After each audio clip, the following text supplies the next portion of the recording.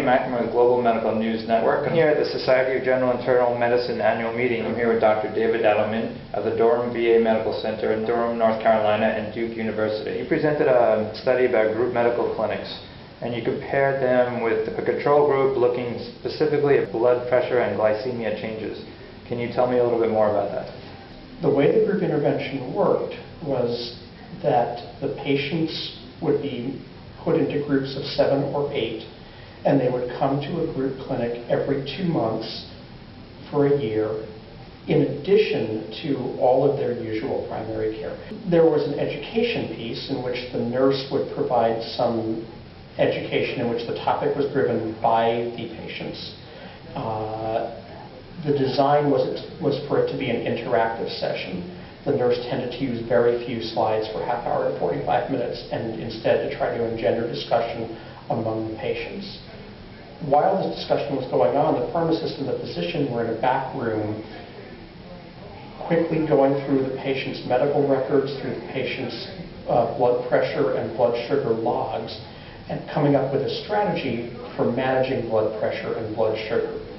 At the end of the teaching session, the patients would each get about a 5 to 10 minute breakout session with either the pharmacist or the physician, in which the plan would be negotiated with each patient, and there would be a final plan made. And this could include medication changes, diet changes, exercise changes, or simply advice to start taking all the medications the primary care provider had been offering.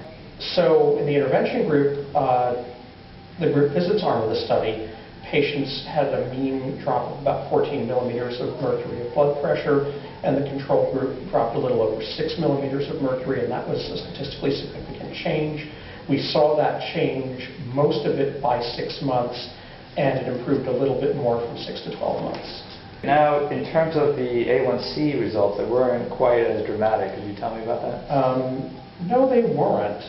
We improved hemoglobin A1C in the intervention arm by 0.9 percentage points, which you'd think would be really good, but the VA usual care patients also improved by 0.6 percentage points, and that difference was not statistically significant, and that 0.3% is really pretty small clinically. These patients had had diabetes for an average of a little over 9 years, which means their primary care provider had been hammering at them for 9 years to try to get the hemoglobin A1C under control, and it hadn't worked.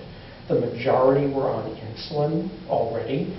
We had fewer options, fewer therapeutic options for these patients. We had real difficulty trying to make as much of an impact on these patients as we did in blood pressure. And that's what I really think is the key issue and the key difference between those two outcomes. I was asking you if you think the intervention is still worthwhile. Yes, definitely. What do patients with diabetes die of? What do they become disabled from? To a certain extent, it can be kidney disease, it can be amputations, it can be blindness, but it's good old garden variety coronary artery disease, heart attacks, congestive heart failure that really causes the most mortality and morbidity in this population. There is a wide literature that essentially proves that the control of blood pressure and cholesterol is much more important in preventing those outcomes than is the control of blood sugar. What about the future? Are there any unanswered questions you still want to look at? Oh, yeah.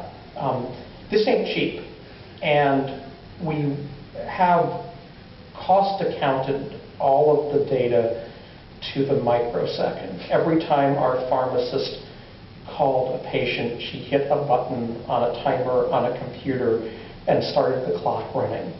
So our project for the next few months is determining how much this costs due and whether it makes sense for a large system like the VA or a large HMO or even a payer like Medicare to organize these things from a cost-benefit perspective. We think it's unlikely to be cost-saving, but it could have manageable cost and large benefit over a short number of years.